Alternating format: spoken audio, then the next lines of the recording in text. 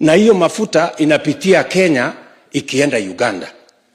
Jameni, unaweza kutueleza vipi ati bei ya mafuta hapa Kenya mahali ni karibu na mahali mafuta inatoka iko bei juu kuliko Uganda, na Uganda inachukua mafuta kutoka hapa kwetu? That is the explanation that Kenyans want to know. The corruption cartel at the Ministry of Petroleum should explain to Kenyans why dealers have increased their profits from 9 shillings to 12 shillings. Why the ministry is protecting the whole market and operates now like a cartel that is hurting the ordinary people of Kenya, to the extent that fuel products in Kenya are more expensive than fuel products in Uganda, and yet the same fuel products come from the same destination, pass through Kenya before you go to Tanzania, or even you go to Uganda. The people at the Ministry of Petroleum have questions to answer, and the corruption cartel in the Ministry of Energy must be broken for the prices of fuel products to come down. We must say it unequivocally that there is no other reason. It is not even about the taxes. It is about the corruption in the Ministry of Petroleum that is aiding a few companies to make super profits, while the ordinary citizen in Kenya is suffering high prices. The cartel at the Ministry of Petroleum Products must be dismantled for fuel products, their prices to come down. And we expect it to happen yesterday.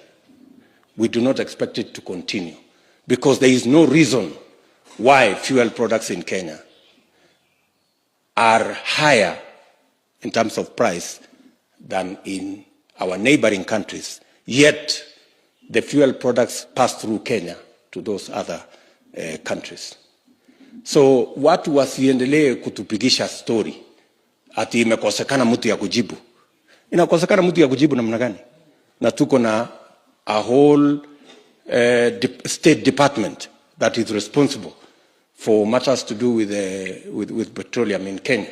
So we want, first, the market must be liberalized. We cannot continue to have a market that is protected for the benefit of a few people making super profits and millions of Kenyans suffering at the hands of a few companies that are making super profits and are being protected by a cartel at the Department of Petroleum in the Ministry of Petroleum and Mining. We must dismantle that cartel. A few moments later. Sometimes prices of fuel are different in Kenya from our neighbors. And sometimes maybe it's good to let them know, because it's important for people to know. 3 things. Number 1, Kenya is a middle-income country.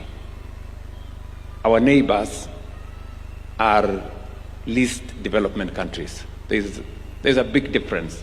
If you want to compare Kenya fairly with others, compare Kenya with other middle-income countries. That is how you will get the figures right. Middle-income countries like Kenya are possibly have higher prices than Kenya, or the same. That's number 1. Number 2, our fuel supports transport infrastructure. I just want Kenyans to know that we have 20,000 kilometers of tarmac to maintain, and we have 6,000 kilometers of tarmac under construction.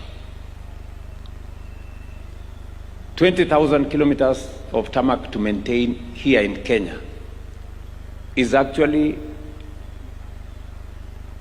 the same for the other 6 or 7 East African countries. If you add the number of kilometers in Uganda, Tanzania, DRC, Rwanda, Burundi, South Sudan, it is not 20,000 kilometers. Yeah? So the 20,000 kilometers we have in Kenya is more than all the tarmac in all the other 7 countries in EAC. That is what we are maintaining. Number 2, the 6,000 kilometers we are constructing at the moment in Kenya is equivalent to all the tarmacs in our neighboring country, which has been built for 60 years. Sasa jameni, tujue vile mambo inaendelea. And we are setting our standards even higher. We want to do another 28,000 kilometers of tarmac in the next 7 years. Did you hear what the bishop said? Expand the place of your tent. Lengthen the cords and strengthen the stakes. That's what it is. Yeah? And that's how transformation looks like. Transformation is not about making peace with mediocrity. It's about expanding your horizon of thinking. And we've been stuck for far too long.